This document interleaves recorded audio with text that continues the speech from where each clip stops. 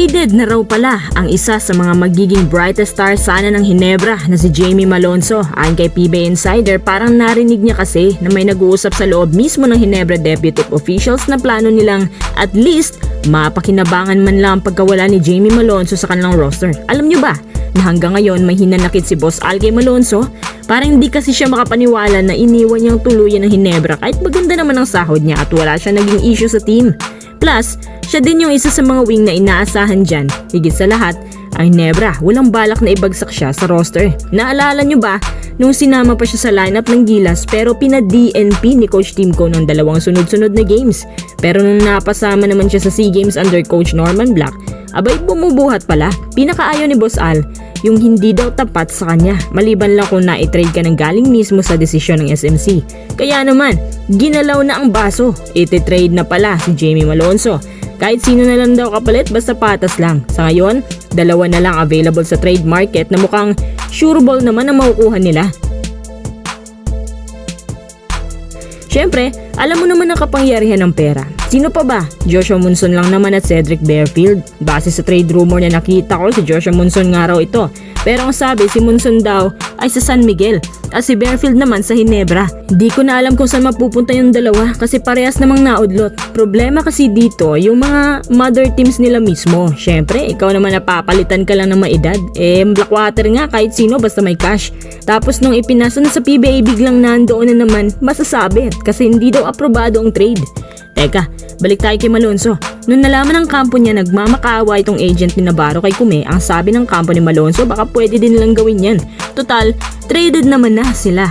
Kapag nakuha ng Ginebra si Joshua Monson kapalit si Malonzo, sino ang lokong team naman ang papayad na ipagpalit ang kanyang player sa hindi pa magagamit ng 3 taon habang Ginebra gamit na si Monson. So parang nasunugan lang Titan. Kapag pumayag ang PBA, pangalawa na to sa pinaka-unfair trades na mangyayari bago ang Governor's Cup. Kapag pumayag ang PBA, pangalawa na to sa pinaka-unfair trades na mangyayari bago ang Governor's Cup. Mabuti pa nga yung Magnolia Titan, medyo quits, pareho hindi makakapaglaro si Arvin tsaka si Navarro. Kahit rumor pa lang ang mga to, pero parang maaamoy mo na ang gagawin nila sa mga susunod na araw. Paano ba naman kasi, gagawa talaga sila ng paraan para mapakinabangan naman yung spot ni Malonzo. At sa bagay niyan, marami din ang sumang-ayon. Isa ka ba dito? Bad news naman ito para sa lahat na nagmamahal kay Justin Brownlee. Hindi po siya makakalaro mamaya laban sa Australia dahil injured po ang hamstring niya. Ayon sa mga doktor, ilang linggo pa bago ito gagaling. Sa bagay na to, hindi lang ang Gilas ang maapektuhan, pati na rin ang upcoming stint niya sa Governor's Cup. Alam niyo naman, syempre bugbog na masyado si JB.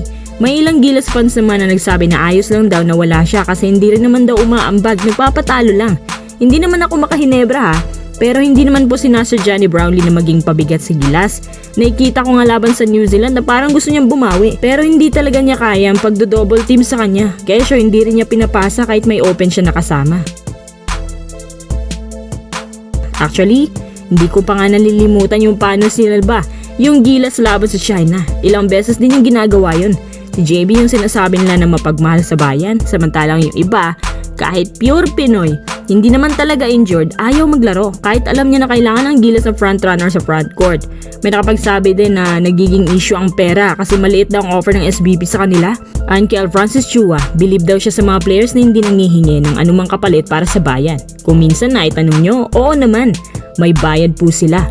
Hindi yan lalaro kung walang bayad. Sa pagkakaalam ko parang per game, kung hindi ako nagkakamali, 300 to 400,000 per game ata yan. Tapos yung iba naliliitan. Justin Brownlee yung import na hindi mareklamo. However, may punto din naman yung iba na kailangan na rin niya magpahinga sa Gilas at wala na siyang dapat patunayan pa. Patapos na rin ang karera niya sa Ginebra. Kaya mas mabuti na maghanap na rin sila ng iba